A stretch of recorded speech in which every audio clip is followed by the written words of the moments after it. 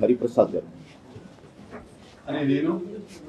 పిడుగు హరిప్రసాద్ అనే నేను ఆంధ్రప్రదేశ్ శాసన పరిషత్తు సభ్యునిగా ఎన్నికైనందున శాసనం ద్వారా నిర్మితమైన భారత రాజ్యాంగం పట్ల నిజమైన విశ్వాసం విధేయత చూపుతానని, భారతదేశ సార్వభౌమాధికారాన్ని సమగ్రతను కాపాడుతానని, నేను స్వీకరించబోయే కర్తవ్యాన్ని శ్రద్ధాశక్తులతో నిర్వహిస్తానని దైవసాక్షిగా ప్రమాణం చేస్తున్నాను.